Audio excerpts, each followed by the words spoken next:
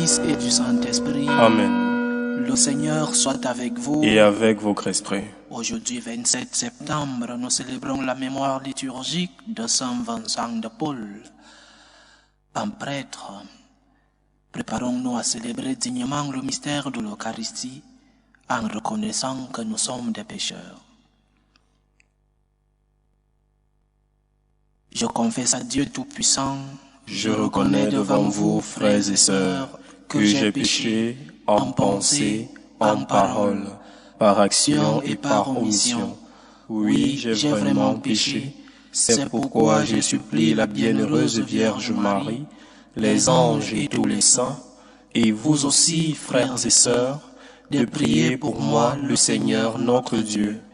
Que Dieu Tout-Puissant nous fasse miséricorde, qu'il nous pardonne nos péchés et nous conduise à la vie éternelle. Amen. Seigneur, prends pitié. Seigneur, prends pitié. Ô Christ, prends pitié. Ô Christ, prends pitié.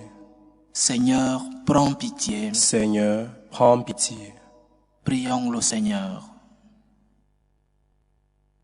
Seigneur, tu as donné à Saint Vincent de Paul toutes les qualités d'un apôtre pour secourir les pauvres et former les prêtres. Accorde-nous une pareille ardeur pour aimer ce qu'il a aimé et pratiquer ce qu'il a enseigné. Par Jésus-Christ, ton Fils, notre Seigneur, qui vit et règne avec toi dans l'unité du Saint-Esprit, Dieu, pour les siècles des siècles. Amen.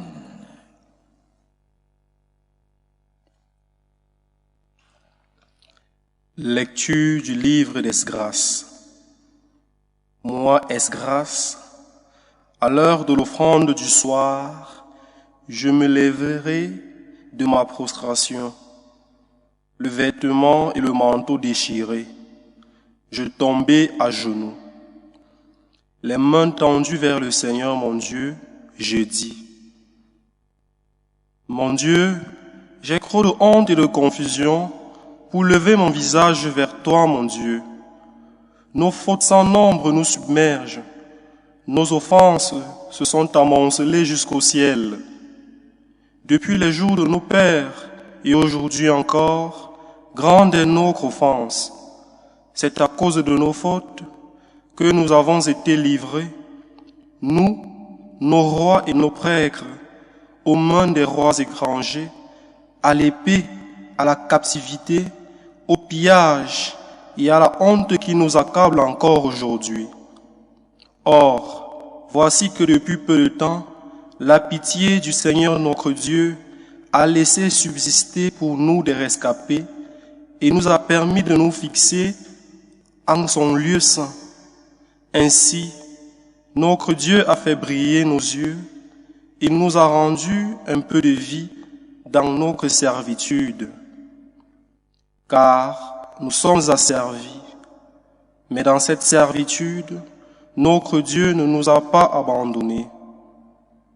Il nous a concilié la faveur des rois de Perse, il nous a rendu la vie pour que nous puissions restaurer la maison de notre Dieu et relever ses ruines, afin d'avoir un abri solide en Juda et à Jérusalem. Parole du Seigneur. Nous rendons grâce à Dieu. Béni soit Dieu, le vivant à jamais. Béni soit Dieu, le vivant à jamais. C'est lui qui châtie et prend pitié, qui fait descendre aux profondeurs des enfers et retire de la grande perdition. Nul n'échappe à sa main. Béni soit Dieu, le vivant à jamais. Rendez-lui grâce, fils d'Israël, à la face des nations, où lui-même vous a dispersés. Là, il vous a montré sa grandeur. Exaltez-le à la face des vivants. Béni soit Dieu, le vivant à jamais. Car il est notre Seigneur, lui, notre Dieu, notre Père. Il est Dieu pour les siècles des siècles. Béni soit Dieu, le vivant à jamais. Regardez ce qu'il a fait pour vous, rendez-lui grâce à pleine voix.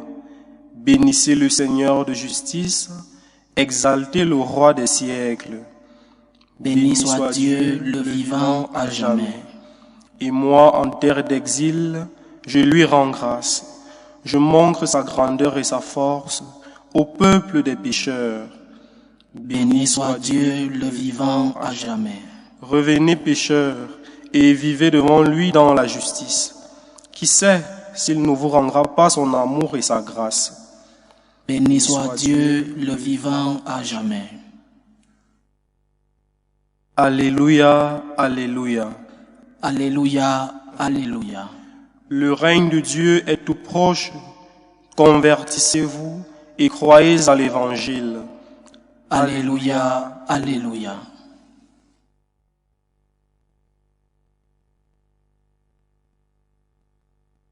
Le Seigneur soit avec vous. Et avec votre esprit. Évangile de Jésus-Christ selon saint Luc. Gloire à toi, Seigneur. En ce temps-là, Jésus rassembla les 12 et leur donna pouvoir et autorité sur tous les démons et de même pour faire des guérisons. Il les envoya proclamer le règne de Dieu et guérir les malades. Il leur dit: ne prenez rien pour la route, ni bâton, ni sac, ni pain, ni argent. N'ayez pas chacun une tunique de rechange. Quand vous serez reçus dans une maison, restez-y. C'est de là que vous repartirez. Et si les gens ne vous accueillent pas, sortez de la ville et secouez la poussière de vos pieds. Ce sera un témoignage contre eux. Ils partirent et ils allaient de village en village, annonçant la bonne nouvelle et faisant partout des guérisons. Acclamons la parole de Dieu. Louange à toi, Seigneur Jésus. Si on nous demandait en quoi consiste la bonne nouvelle que le Christ est venu nous annoncer et qu'il nous a envoyé transmettre, si on nous posait la question, en quoi consiste cette bonne nouvelle? Beaucoup d'entre nous dirions quelque chose de cette bonne nouvelle.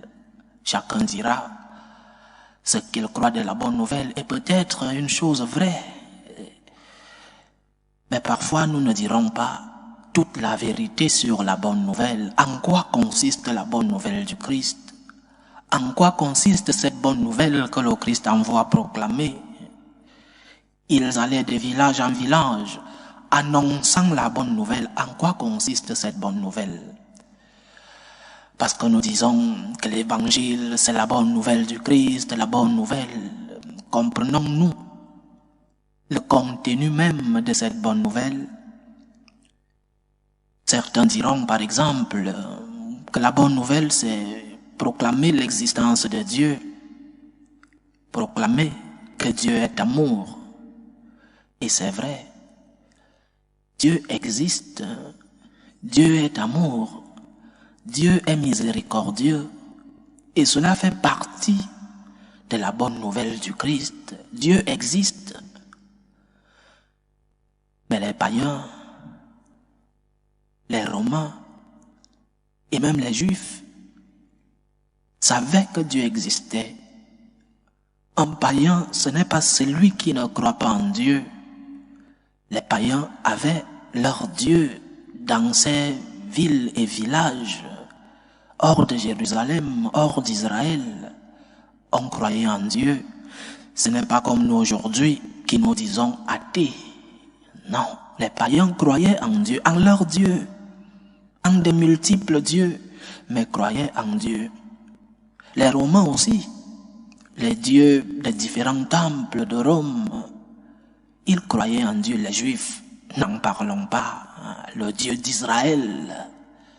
Tous croyaient en Dieu et allaient proclamer l'existence de Dieu, ne venaient rien ajouter à ces religions qui existaient déjà, à ces peuples qui croyaient déjà en l'existence de Dieu.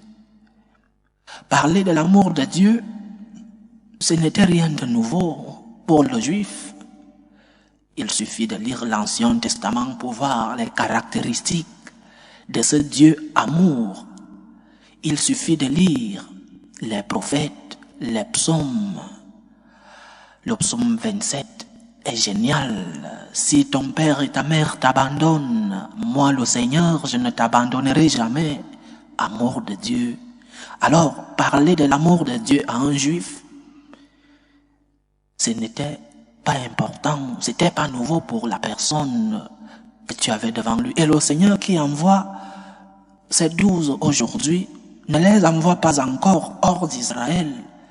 Il les envoie chez les Juifs dans ce contexte où on croit déjà en l'existence de Dieu et en l'existence de l'amour de Dieu. Alors, si la bonne nouvelle, c'est seulement cela, c'est comme si on disait à un étudiant de 3e année en mathématiques, 2 plus 2 font 4. Mais je le sais déjà depuis la maternelle, il n'y a pas de nouveauté. Dire à un juif que Dieu existe et que Dieu est amour, il n'y avait rien de nouveau. Mais la bonne nouvelle du Christ, en plus de ces 2 points, l'existence de Dieu et l'amour de Dieu, la bonne nouvelle du Christ a d'autres points qui sont déjà des nouveautés. La nouveauté, ce n'est pas de dire à un étudiant de mathématiques 2 plus 2 font 4. Il faut ajouter quelque chose. La bonne nouvelle, en plus de ces 2 points, existence de Dieu, amour de Dieu, la bonne nouvelle consiste aussi à dire que ce Dieu qui existe et ce Dieu qui est amour s'est fait chair. C'était nouveau cela. Un Dieu ne pouvait pas se faire chair.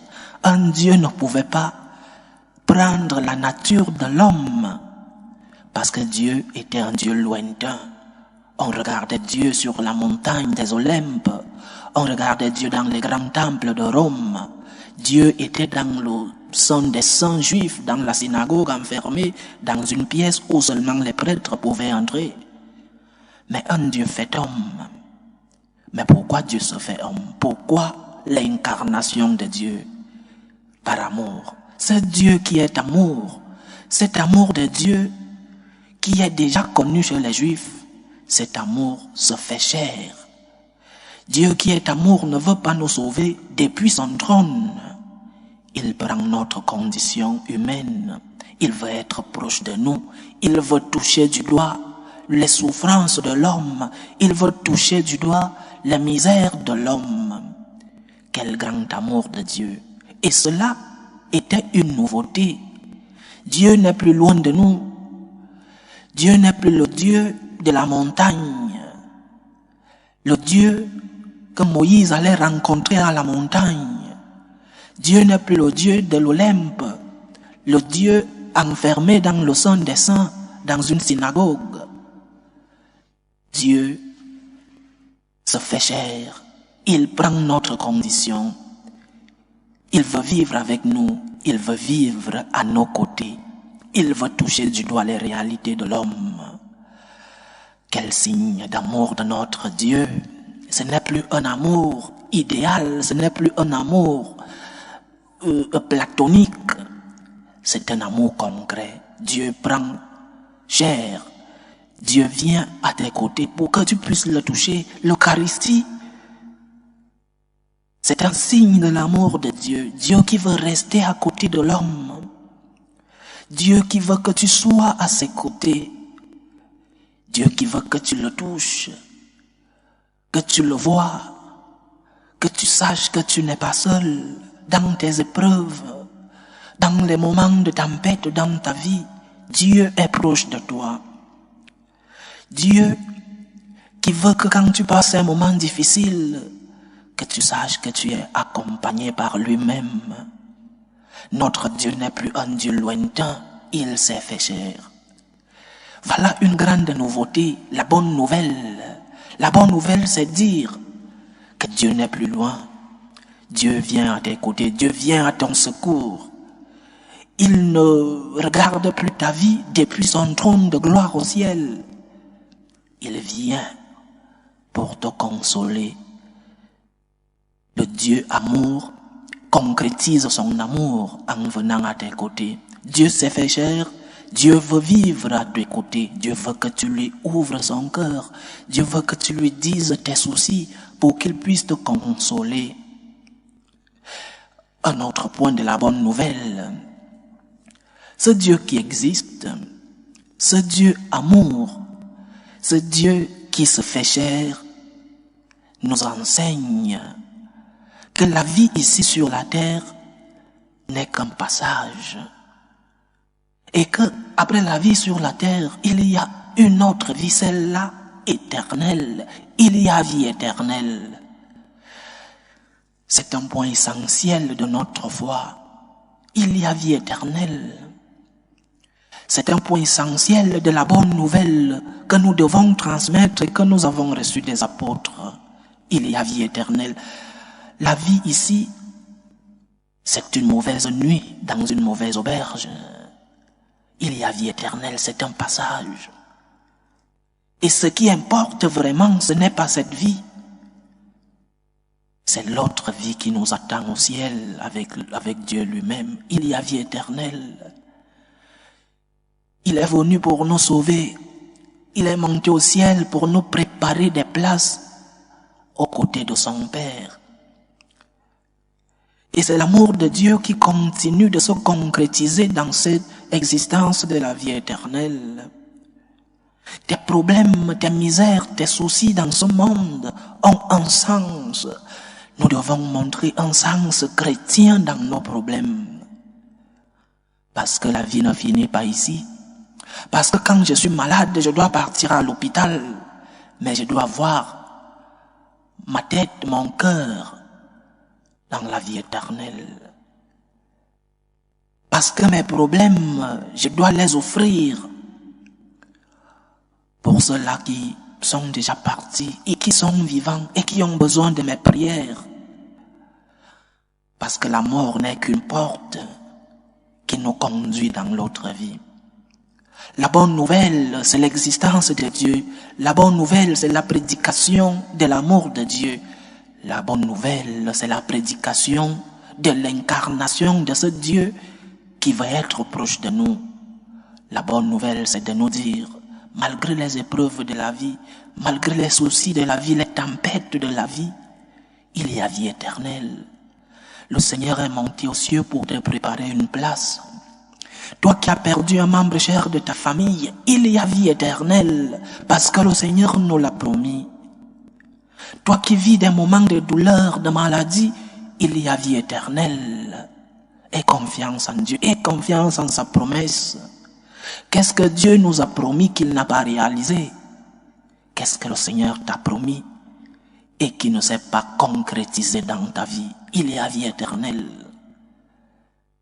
Et moi, comme prêtre, je crois fermement, aveuglément en cette existence de la vie éternelle. Sinon, qu'est-ce que je fais là? Le Seigneur nous a promis qu'après la vie sur cette terre, il y a une autre vie, la vie éternelle. C'est cela la bonne nouvelle. C'est cela la nouveauté du fait chrétien. Dieu s'est fait homme. Dieu t'a promis qu'après la vie ici, il y a une autre vie avec lui, avec sa mère, la Sainte Vierge Marie, et avec les nôtres qui nous ont précédés. Cette personne qui t'était chère et qui est partie est vivante. Tu vas la retrouver quand ton heure arrivera. Croyons-nous encore à l'existence de la vie éternelle? Croyons-nous encore que ceux qui nous ont précédés sont encore vivants et qu'ils sont peut-être au purgatoire et peut-être déjà avec Dieu lui-même? Sommes-nous conscients que nous devons faire des œuvres de miséricorde spirituelle pour ceux-là qui nous ont précédés? Prier pour les défunts. Priez pour nous-mêmes, pour notre salut éternel, Seigneur. Je sais que tu m'aimes, Seigneur. Je sais que tu t'es approché de moi. Aide-moi à pouvoir te répondre pour que moi aussi je puisse goûter de ces délices de la vie après celle-ci. Aide-moi, Seigneur, à comprendre ta bonne nouvelle. Aide-moi, Seigneur, à mettre en pratique cette bonne nouvelle. Que le Seigneur, dans sa miséricorde, nous aide. Qu'il nous protège. Qu'il nous aide à transmettre cette bonne nouvelle, mais d'abord, qu'il nous aide à mettre en pratique cette bonne nouvelle dans nos vies. Loué soit Jésus-Christ. À jamais. Présentons nos humbles supplications vers Dieu le Père Tout-Puissant. Prions pour la Sainte Église, pour le pape, pour les évêques et les prêtres. Prions le Seigneur. Seigneur, écoute et prends pitié. Prions le Seigneur pour la paix dans le monde, pour que finissent les différentes guerres, les différentes tensions entre les peuples, pour que le Seigneur apaise les cœurs dans nos familles. Prions le Seigneur. Seigneur, écoute et prends pitié. Prions le Seigneur pour les vocations dans la vie consacrée, dans la vie sacerdotale. Prions le Seigneur. Seigneur, écoute et prends pitié. Prions pour tous ceux qui vivent des moments de détresse, surtout pour les malades de nos familles, pour toutes ces personnes qui nous demandent des prières. Prions pour tous ces jeunes à la recherche d'un emploi, pour que le Seigneur lui-même soit leur réconfort. Prions le Seigneur. Seigneur, écoute et prends pitié. Pour nous tous ici rassemblés, pour tous ceux qui nous suivent à travers ce canal, pour toutes nos intentions de prière, demandons au Seigneur de faire de nous des instruments de cette vie éternelle sur la terre. Prions le Seigneur. Seigneur, écoute et prends pitié. Écoute, Seigneur, les supplications que ton peuple te présente avec foi. Daigne les exaucer selon ta volonté, toi qui vis et règnes pour les siècles des siècles. Amen.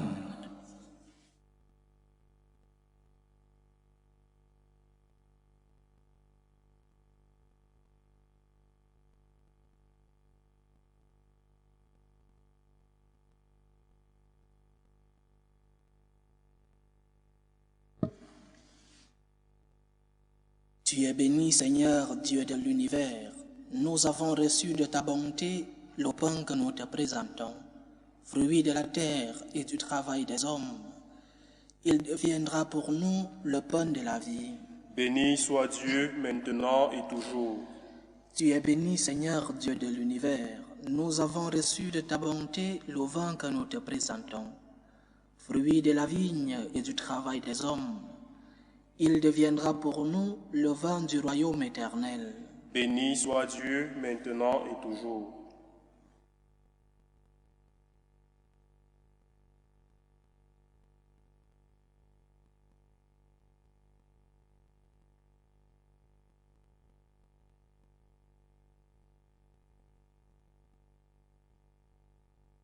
Prions ensemble, chers frères et sœurs, au moment d'offrir le sacrifice de toute l'Église. Pour la gloire de Dieu et le salut du monde. Seigneur Dieu, tu as donné à Saint Vincent de conformer toute sa vie au saint mystère qu'il célébrait. Fais que nous devenions nous-mêmes, par la puissance de ce sacrifice, une offrande agréable à tes yeux. Par Jésus-Christ, ton Fils, notre Seigneur, qui vit et règne avec toi dans l'unité du Saint-Esprit, Dieu, pour les siècles des siècles. Amen. Le Seigneur soit avec vous. Et avec votre esprit. Élevons notre cœur. Nous le tournons vers le Seigneur. Rendons grâce au Seigneur notre Dieu. Cela est juste et bon. Vraiment, il est juste et bon pour ta gloire et notre salut, de t'offrir notre action de grâce toujours et en tout lieu, Seigneur, Père très saint, Dieu éternel et tout-puissant, par le Christ notre Seigneur. Tu donnes à ton Église de se réjouir en la fête de Saint Vincent de Paul. Par l'exemple qu'il a donné, tu nous encourages. Par son enseignement, tu nous éclaires. À sa prière, tu veilles sur nous. C'est pourquoi, avec la multitude des anges et des saints, nous chantons l'hymne de ta gloire et sans fin, nous proclamons. Saint, Saint, Saint. Le Seigneur, Dieu de l'univers, le ciel et la terre sont remplis de ta gloire. Hosanna au plus haut des cieux. Béni soit celui qui vient au nom du Seigneur. Hosanna au plus haut des cieux. Toi qui es vraiment saint, toi qui es la source de toute sainteté, Seigneur, nous te prions. Sanctifie ces offrandes en répandant sur elles ton esprit, qu'elles deviennent pour nous le corps et le sang de Jésus le Christ, notre Seigneur. Au moment d'être livré et d'entrer librement dans sa passion, il prit le pain. Il rendit grâce, il le rompit et le donna à ses disciples en disant: Prenez et mangez-en tous. Ceci est mon corps, livré pour vous.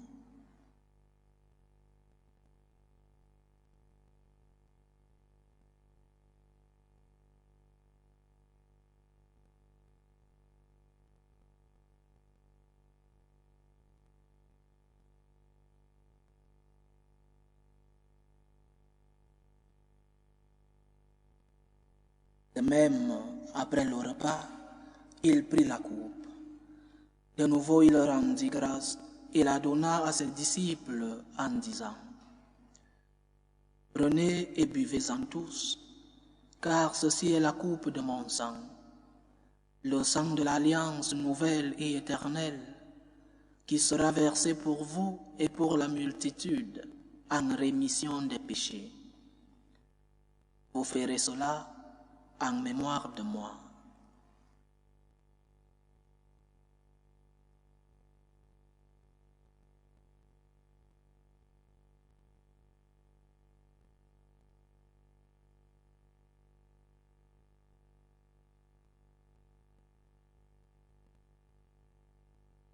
Il est grand le mystère de la foi. Nous annonçons ta mort, Seigneur Jésus.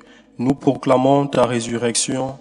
Nous attendons ta venue dans la gloire. En faisant ainsi mémoire de la mort et de la résurrection de ton Fils, nous t'offrons, Seigneur, le pain de la vie et la coupe du salut, et nous te rendons grâce, car tu nous as estimés dignes de nous tenir devant toi pour te servir. Humblement, nous te demandons qu'en ayant part au corps et au sang du Christ, nous soyons rassemblés par l'Esprit Saint en un seul corps. Souviens-toi, Seigneur, de ton Église répandue à travers le monde. Fais-la grandir dans ta charité, en union avec le pape François, notre évêque José et tous ceux qui ont la charge de ton peuple. Souviens-toi aussi de nos frères et sœurs qui se sont endormis dans l'espérance de la résurrection.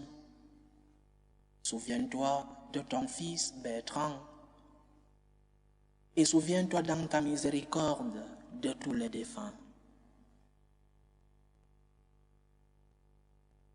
Accueille-les dans la lumière de ton visage. Sur nous tous enfants, nous implorons ta bonté. Permets qu'avec la Vierge Marie, la bienheureuse Mère de Dieu, avec Saint Joseph son époux, les apôtres et tous les saints qui ont fait ta joie au long des âges, nous ayons part à la vie éternelle et que nous chantions ta louange et ta gloire par ton Fils Jésus le Christ.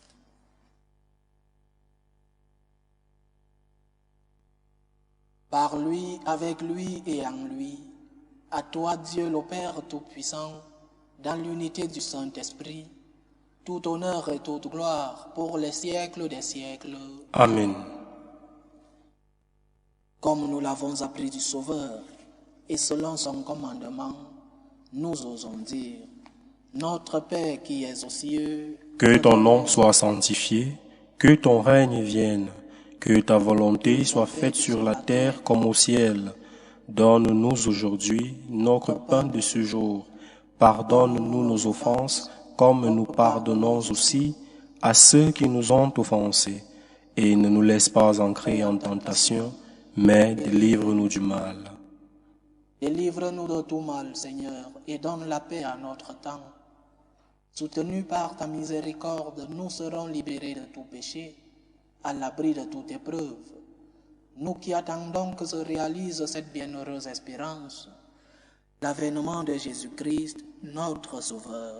Car c'est à toi qu'appartiennent le règne, la puissance et la gloire pour les siècles des siècles. Seigneur Jésus-Christ, tu as dit à tes apôtres, je vous laisse la paix, je vous donne ma paix. Ne regarde pas nos péchés, mais la foi de ton Église. Pour que ta volonté s'accomplisse, donne-lui toujours cette paix et conduis-la vers l'unité parfaite. Toi qui vis et règnes pour les siècles des siècles. Amen. Que la paix du Seigneur soit toujours avec vous. Et avec votre esprit. Dans la charité du Christ, donnez-vous la paix.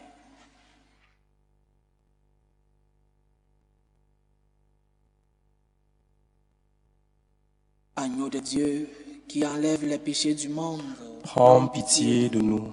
Agneau de Dieu qui enlève les péchés du monde, prends pitié de nous. Agneau de Dieu qui enlève les péchés du monde, donne-nous la paix.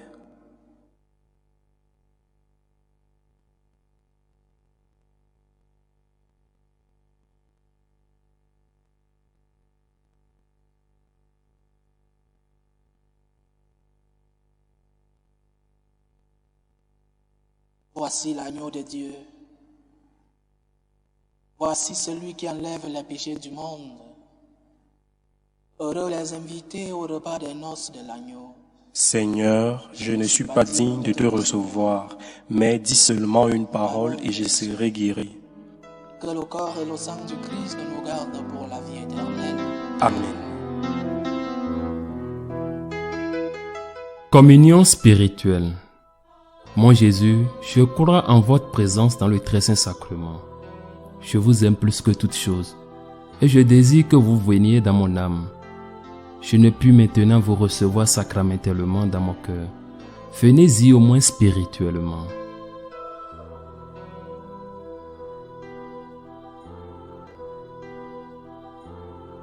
Je vous embrasse comme si vous étiez déjà venu, et je m'unis à vous tout entier. Ne permettez pas que j'aie jamais le malheur de me séparer de vous. Amen.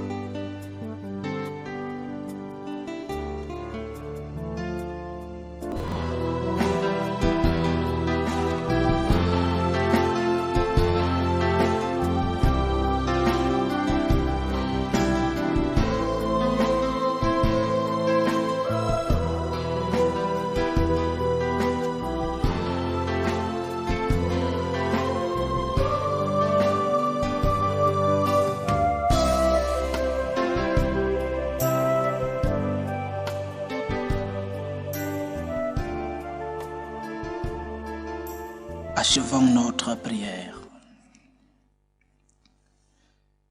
Déjà réconfortés par cette Eucharistie, nous te supplions humblement, Seigneur. Permets que l'exemple de Saint Vincent nous stimule et nous soutienne, afin que nous allions, comme ton Fils, annoncer aux pauvres la bonne nouvelle. Par Jésus-Christ, ton Fils, notre Seigneur, qui vit et règne avec toi dans l'unité du Saint-Esprit, Dieu, pour les siècles des siècles. Amen. Le Seigneur soit avec vous. Et avec votre esprit. Que Dieu Tout-Puissant vous bénisse, le Père, le Fils et le Saint-Esprit. Amen. Allez dans la paix du Christ. Nous rendons grâce à Dieu. Salut ô Reine, Mère de miséricorde, notre vie, notre douceur, notre espérance, salut. Nous crions vers toi, enfant d'Ève exilée. Vers toi nous soupirons, gémissant et pleurant, dans cette vallée de larmes. Ô toi, notre avocate, tourne vers nous ton regard miséricordieux, et après cet exil, montre-nous Jésus, le fruit béni de tes entrailles. ô clémente, ô miséricordieuse, ô douce Vierge Marie. Amen.